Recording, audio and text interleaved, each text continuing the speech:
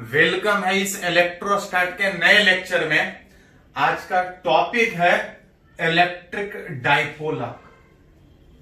याद कीजिए, इस टॉपिक में हम लोग अभी तक सीखे हैं डिफरेंट शेप ऑफ चार्जेस के आसपास इफेक्ट मतलब फोर्स, वर्क डन, जिसको रिलेट करने के लिए हम लोग इलेक्ट्रिक फील्ड और पोटेंशियल डिफाइन किए थे।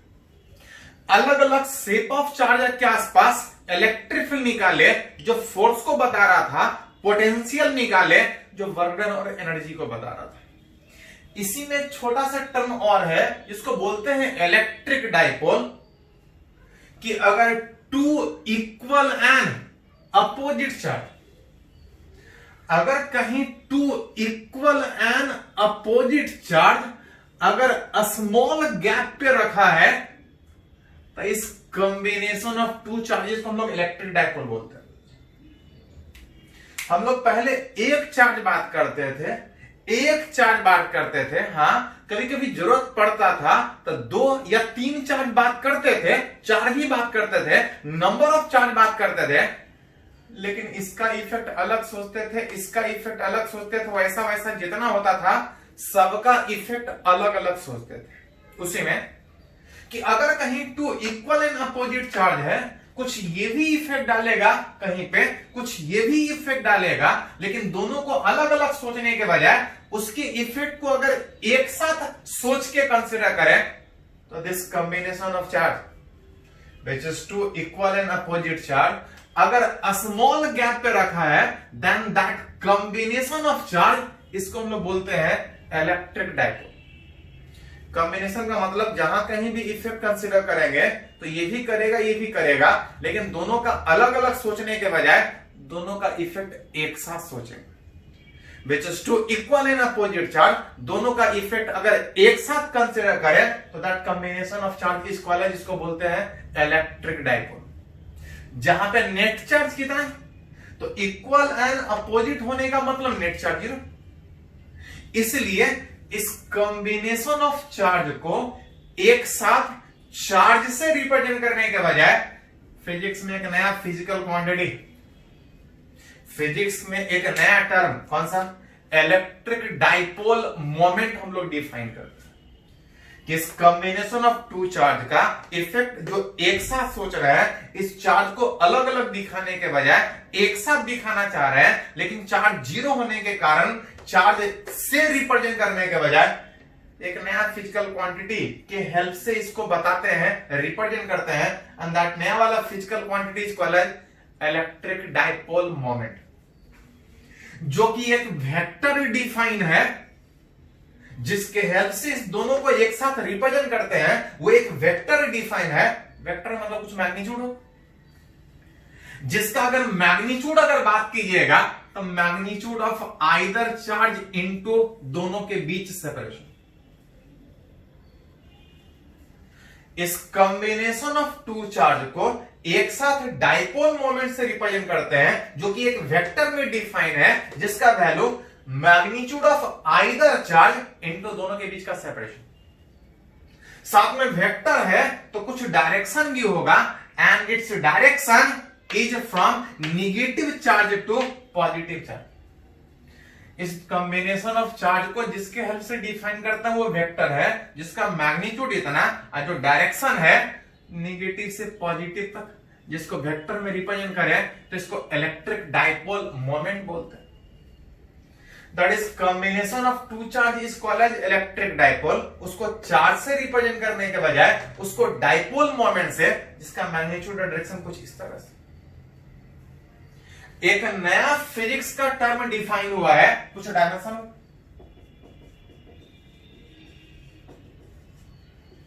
अगर इसका डायमेंशन का बात कीजिएगा तो magnitude of either charge into separation, charge का डायमेंशन होता है ए इंटू टी, ना चार्ज का था current into time, a distance gap that is length.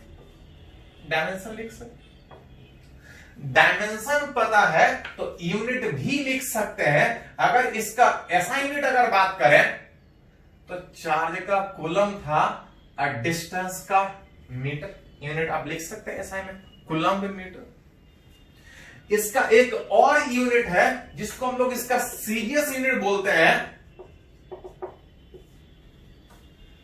कि चार्ज को कूलम्ब में लिखने के बजाय चार्ज को अगर सीजीएस में लिखा जाए तो इलेक्ट्रोस्टैटिक यूनिट होगा। याद कीजिए, शुरू में पढ़े थे चार्ज का एसआई यूनिट कूलम्ब, लेकिन चार्ज को अगर सीजीएस में लिखा जाए तो इलेक्ट्रोस्टैटिक यूनिट। जो डिस्टेंस है अगर सीजीएस में लिखेगा सेंटीमीटर, मतलब चार्ज को अगर सीजीएस में लिखा जाए तो इलेक्ट्रोस्टैटिक सेंटीमीटर, जिसको एक सिंगल लेटर से लिखे, एक सिंगल लेटर से अगर सीजीएस यूनिट को लिखें तो उसका यूनिट होता है डीवे, विच कैपिटल डी से रिप्रेजेंट करता है।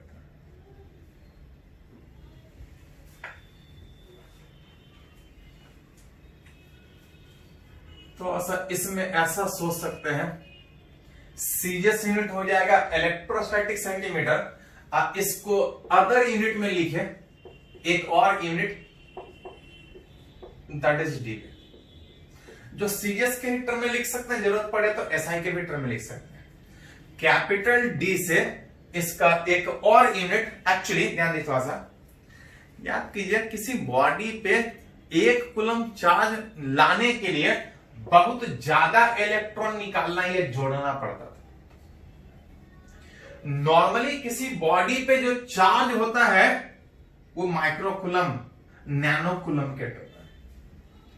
वैसे में जो चार्ज का एसआई यूनिट है कूलम्ब, ये थोड़ा सा बड़ा यूनिट हो जाता है। इतना बड़ा चार्ज किसी बॉडी पे नॉर्मली पॉसिबल नहीं है, माइक्रो या नैनो में पॉसिबल।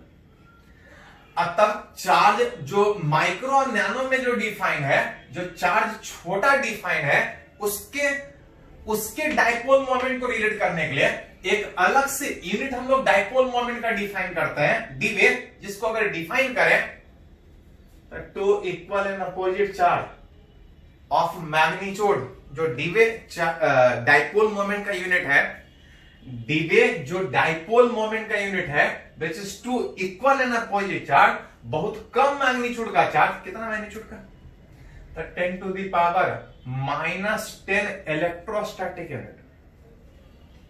इतना छोटा चार्ज अगर इतने कम गैप पे है, which is two equal and opposite में, इतना छोटा चार्ज अगर इतने कम गैप में है तो उसका जो डाइपोल मोमेंट होगा उसको हम लोग एक डीवे बोलते हैं, और जिसका value dipole moment magnitude of either charge, magnitude of either charge that is 10 to the power -10, एक ये हो गया चार्ज मतलब ईएसयू इलेक्ट्रोस्टैटिक सीजीएस में, और D that is separation, separation एक एंगस्ट्रॉन को अगर सेंटीमीटर में लिखेगा 10 का पावर -10 मीटर होता है, अगर सीजीएस में लिखिएगा तो 10 टू द पावर -8 सेंटीमीटर, जिसको अगर मल्टीप्लाई कीजिएगा तो 10 to the power -18 electrostatic unit uh centimetre.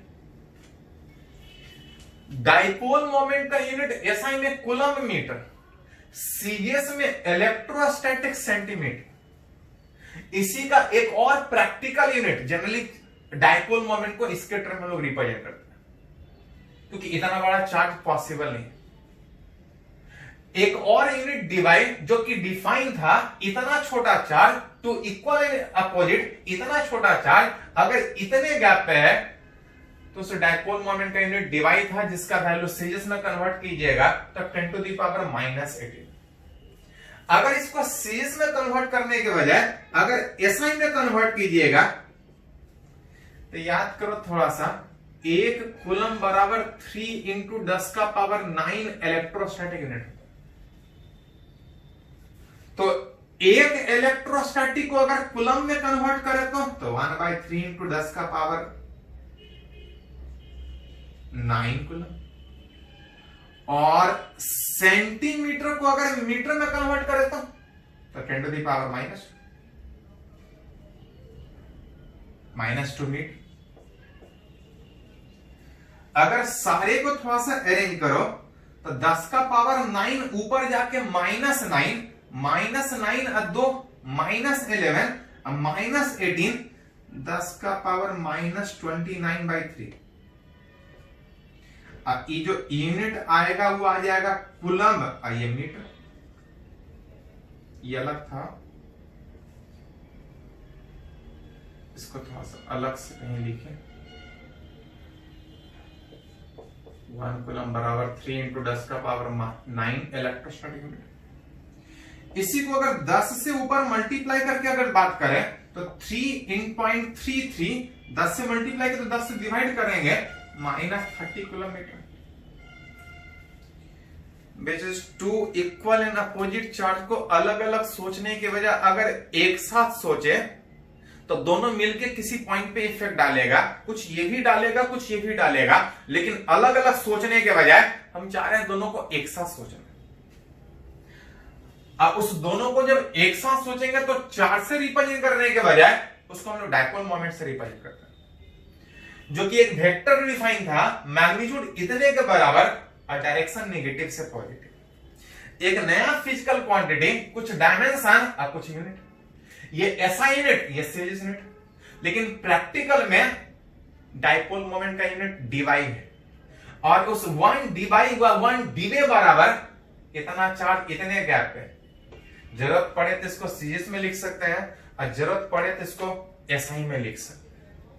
चलिए इसको पहले नोट कीजिए, तो कुछ इससे रिलेटेड न्यूमेरिकल हम लोग बात करते हैं। पहले इसको नोट कीजिए।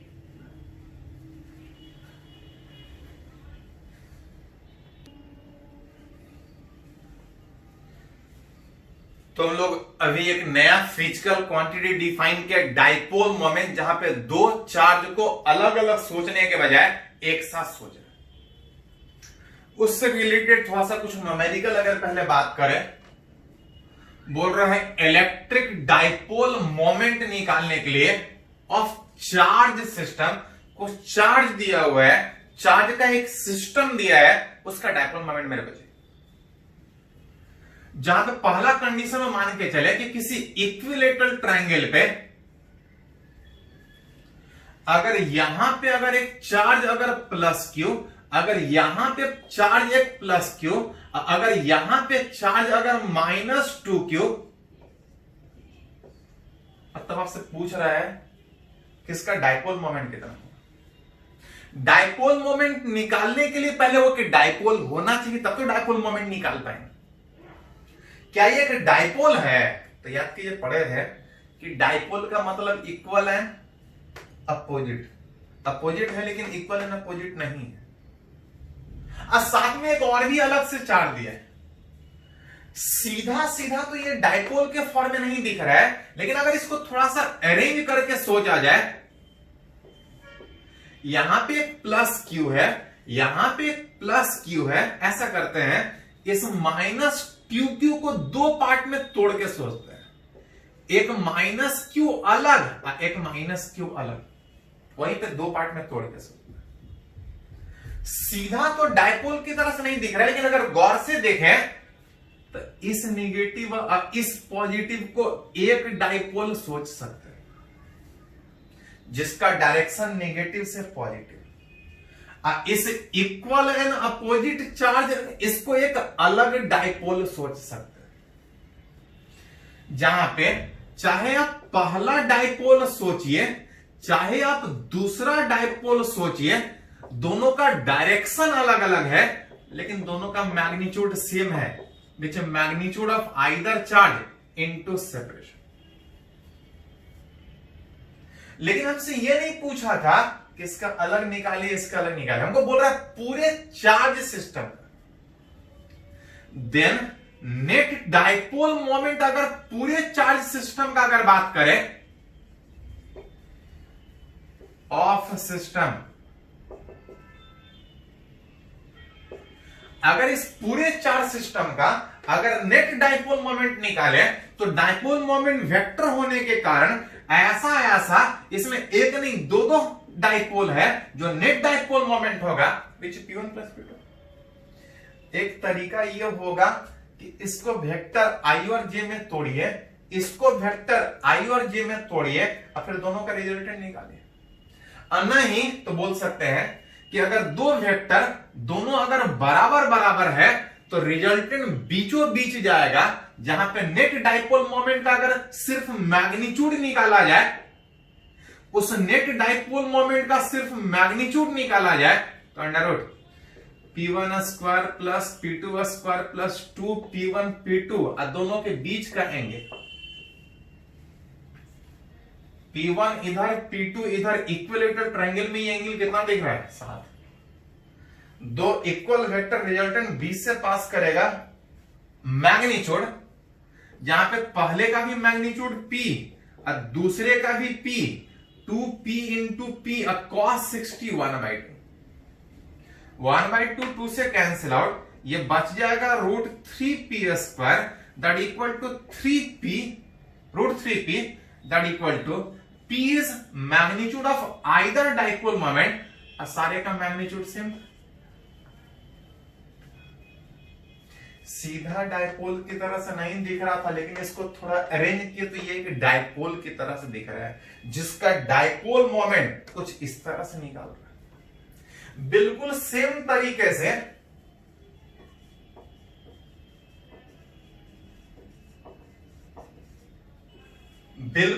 तरीके से जेईई मेन 2019 में क्वेश्चन पूछा है कि अगर चार्जेस को अगर इस तरह के अगर इक्विलेटरल ट्रायंगल में यहां पे -2q, यहां पे +q और यहां पे +q, अगर हर साइड अगर L है, तो पूछा जा रहा था वही क्वेश्चन किसका डाइपोल मोमेंट कितना। ऑप्शन दिया हुआ था I और J के टर्म में पूछा जा रहा था इसका डाइपोल मोमेंट कितना। क्या ये एक डाइपोल की तरह से दिख रहा है? तो डाइपोल का मतलब इक्वल एंड अपोजिट होना चाहिए।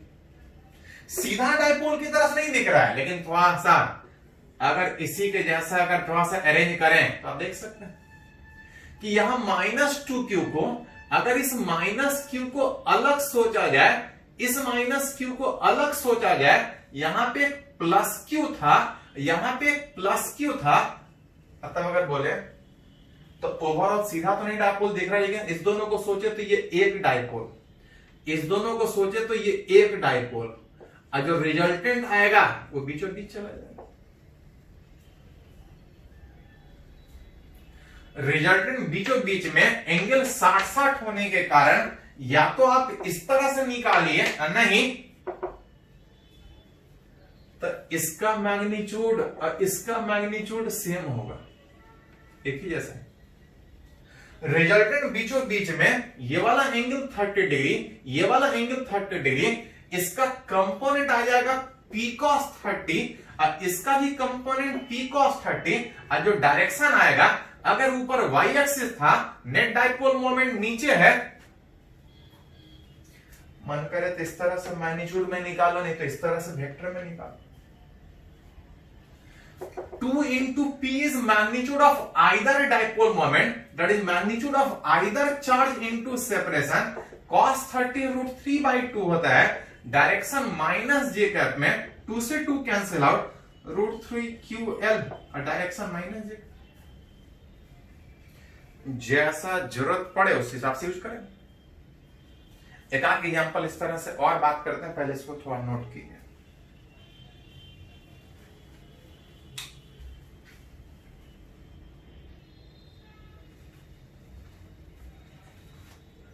तो हम लोग निकाल रहे हैं कि अगर कुछ चार्ज का एक सिस्टम दिया है, उसका dipole moment which equal and opposite charge को एक साथ रिप्रेजेंट कर रहे थे, किसी सिस्टम का डाइपोल मोमेंट कैसे निकालेंगे। दो एग्जांपल बात की, दो एग्जांपल और अगर बात करें, जैसे यहां पे देखो थोड़ा सा बोल रहा ऐसा ऐसा 4 चार्ज रखा है, हर एक ऑरिजिन से बराबर बराबर डिस्टेंस। अब पूछा जा रहा है कि इस 4 चार्ज के सिस्टम का डाइपोल मोमेंट कितना है। डाइपोल मोमेंट निकालने के लिए पहले एक डाइपोल की तरह से बिहेव करना चाहिए। अगर इसका बात करें तो डाइपोल की तरह से दिख रहा है क्या? तो डाइपोल का मतलब equal and opposite. Equal and opposite में बात कीजिएगा तो सीधा सीधा तो नहीं दिख रहा है, लेकिन अगर गौर से देखें तो total -4q charge, total -4q charge अब टोटल +4q चार्ज सीधा नहीं दिख रहा लेकिन अलग अलग जगह पे दिख रहा है। इसको अगर थोड़ा सा तोड़ा जाए तो अगर इसको अरेंज करें तो ये एक्स एक्सिस वाई एक्सिस में अगर यहां पे -2q था, ऐसा करते हैं यहां पे +2q को एक साथ सोचते हैं और इस q वाले को अलग सोचते हैं।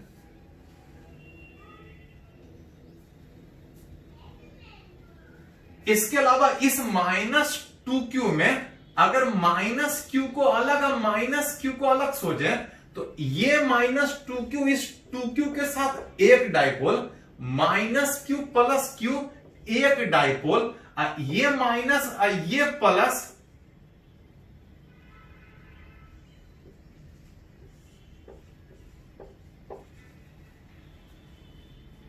ऐसा ऐसा एक नहीं दो नहीं ऐसा ऐसा 3 dipole with net dipole moment निकालिएगा तो कुछ पहले का भी होगा, कुछ दूसरे का भी होगा, कुछ तीसरे का होगा।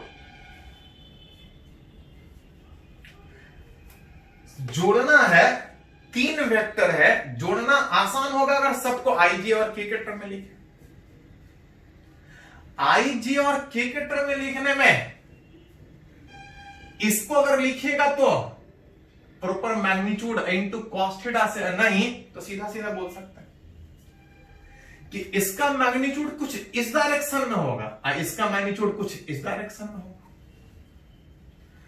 अगर ये डिस्टेंस ये है तो इस डायरेक्शन में लिखिएगा तो आ जाएगा 2qa इंटू -i कैप। इस डायरेक्शन में बात कीजिएगा तो +2qa जे का। मन करे तो बढ़िया से पहले इसका मैग्नीट्यूड निकालो फिर कंपोनेंट निकालो, नहीं तो इसका मैग्नीट्यूड इस डायरेक्शन में, magnitude of either charge into separation x में और y में इस तरह वेक्टर में लिख सकते हैं। अगर इस P2 का लिखिएगा तो magnitude of charge into distance x के तरफ आ जाएगा QA i का प्लस में, अब y की तरफ आ जाएगा प्लस QA j का। अगर इस तीसरे का बात कीजिएगा तो x में पॉजिटिव QA i कैप और y में निगेटिव। जैसा जरूरत पड़े या तो बढ़िया से सबको वेक्टर में अलग मैग्नीट्यूड निकालो फिर कंपोनेंट निकालो एंगल निकाल के, नहीं तो इस तरह से डायरेक्ट वेक्टर में लिख सकते हैं। ओवरऑल i वाला एक साथ में ये i plus 2i minus cancel out, ये j कैंसिल आउट, जो बच जाएगा 2qa j का। तो सीधा दिया तो कोई दिक्कत नहीं दिया है तो थोड़ा सा इस तरह से अरेंज कर सकते हैं। एक और क्वेश्चन देखे थोड़ा सा, बोल रहे हैं एक चार्ज प्लस क्यू किसी सर्कुलर आर्क, कुछ रेडियस होगा, सर्कुलर आर्क सेंटर पे π/2 एंगल बना रहा है, सेंटर पे π/2 एंगल बना रहा है, इसके सेंटर पे एक माइनस चार्ज। पूछ रहा है कि दो इक्वल एंड अपोजिट चार्ज का डाइपोल मोमेंट कितना है। दो इक्वल एंड अपोजिट सीधा सीधा अगर आता है तब तो सीधा बता देते हैं कि डाइपोल मोमेंट कितना होगा, लेकिन चार्ज उतना है लेकिन अलग अलग जगह पे है, सीधा इसको नहीं सोच सकते।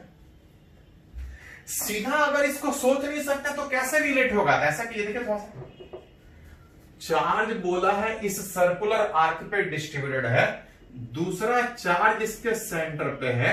अगर इसके पूरे सोचने के बजाय अगर यहां से अगर थीटा एंगल पे अगर छोटा सा एंगल डी थीटा बनाता हुआ, अगर एक छोटा सा चार्ज अगर प्लस डी क्यू ले तो उतना ही माइनस डी क्यू यहां पे ले।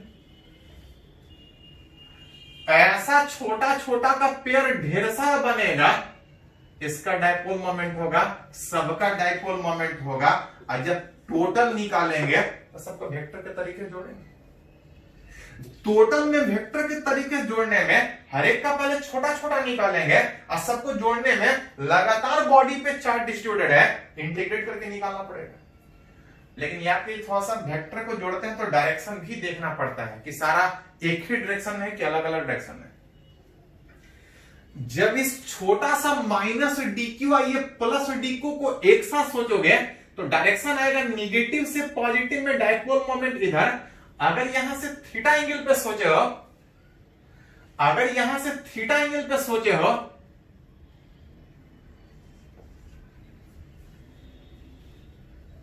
यहां से थीटा एंगल पे सोचे हैं तो इधर से भी थीटा एंगल पे आएगा। यहां से थीटा एंगल पे सोचे हैं तो यहां से भी थीटा एंगल पे ही आएगा। इसको एक रेफरेंस की तरह से लीजिए।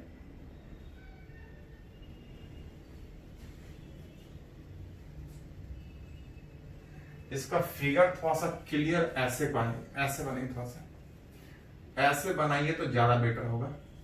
एक सर्कुलर आर्क जिसपे चार्ज यूनिफॉर्मली डिस्ट्रीब्यूटेड, इसका डाइपोल मोमेंट निकालने में यहां से थीटा एंगल पे डी थीटा एंगल बनाता हुआ अगर एक छोटा सा चार्ज ले डी क्यू, तो उतना ही अगर अपोजिट में यहां पे सोचे तो इसका डाइपोल मोमेंट यहां आएगा, जिसका एंगल थीटा होने में इधर आ जाएगा डीपी कॉस थीटा, इधर आ जाएगा डीपी साइन थीटा। जब वेक्टर में जोड़ने का बात होगा तो इसका कुछ एक्स कंपोनेंट भी होगा, इसका कुछ वाई कंपोनेंट भी होगा। सीधा नहीं जोड़ पाएंगे तो यहां पे करना क्या होगा कि जब नेट निकालेंगे तो एक्स में हमको अलग निकालना पड़ेगा और वाई में अलग निकालना पड़ेगा। जब एक्स में निकालेंगे तो magnitude of either charge that is D Q into दोनों के बीच सेपरेशन, जो जुड़ रहा था एक्स वाला में जुड़ रहा था DP cos theta, which magnitude of either charge into दोनों के बीच का सेपरेशन, जितना रेडियस होगा उतना सेपरेशन होगा इंटू कॉस थीटा। जहां से डीक्यू का बात कीजिएगा तो टोटल चार्ज क्यू इस सर्कुलर आर्क के कितने एंगल में, पाई आर पाई बाई 2 एंगल में, इसका लेंथ कितना होगा, तो इस सर्कुलर आर्क का लेंथ होगा आर इंटू थीटा, और थीटा की जगह पे पाई बाई 2। ऐसे भी सीधा भी बोल सकते थे कि टोटल सर्किट में 2 पाई आर, आधा में पाई आर, 1/4 में निकालना है तो पाई आर बाई 2। क्वेश्चन में दिया था क्यू चार्ज डिस्ट्रीब्यूटेड है पाई आर बाई 2 लेंथ में, लेकिन हमको पाई आर बाई 2 एक लेंथ में नहीं, ये निकला एक लेंथ का चार्ज, हमको चाहिए इतने लेंथ का चार्ज। वेजेज अगर डी थीटा एंगल बनाता हुआ एक छोटा सा एलिमेंट लिए हैं तो इसका लेंथ आ जाएगा R D theta. Q chart इतने लेंथ में, तो ये हो गया एक लेंथ का चार्ज, हमको चाहिए छोटे से एलिमेंट का चार्ज इंटू कॉस थीटा। कहां से कहां तक एक करके इंटीग्रेट करेंगे, थीटा बराबर 0 से 90 तक, आर आर कैंसिल आउट, ये ऊपर चला जाएगा 2q बाई पाई इंटीग्रेशन में कॉस थीटा का 0 से 90 तक, यहां तक जोड़ना। अरेंज करोगे तो आ जाएगा 2q बाई पाई, और कॉस थीटा का इंटीग्रेशन कितना होता है, तो कॉस थीटा का इंटीग्रेशन होता है सिर्फ साइन थीटा, सिर्फ में साइन 91 साइन 0 ये नेट एक्स में निकला, नेट वाई में निकालिएगा तो सारे का वेक्टर सम वाई में करना पड़ेगा, और जब वाई में सम कीजिएगा तो साइन थीटा, सब कुछ उसी तरह से रहेगा, बस खाली इंटीग्रेशन में ये कॉस थीटा की जगह पे साइन थीटा। साइन थीटा का इंटीग्रेशन का बात कीजिएगा तो माइनस कॉस थीटा, यहां भी सेम रिजल्ट आएगा, आप इंटीग्रेशन कर सकते हैं।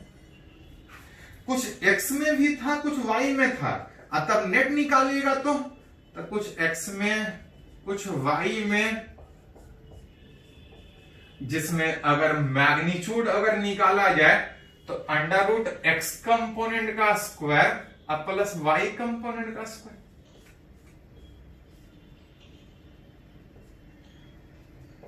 थोड़ा फिर से देख लेता हूं, इसको अरेंज कर सकते हैं। बोला था माइनस क्यू यहां प्लस क्यू, बोल रहा है दोनों का डाइपोल मोमेंट निकालना, इक्वल एंड अपोजिट दिख रहा है लेकिन अलग अलग जगह पे दिख रहा है। वेक्टर होने के कारण छोटा वाला लिए तो डायरेक्शन अलग अलग भाग रहा था, एक्स में अलग जोड़ना पड़ा, वाई में अलग जोड़ना पड़ा। जब एक्स में जोड़े तब भी उतना ही आया, वाई में जोड़े तब भी उतना आया। रिजल्टेंट निकालेंगे वेक्टर होने के कारण under root x component square plus y component square. चलो इसको थोड़ा सा लिख लो पहले।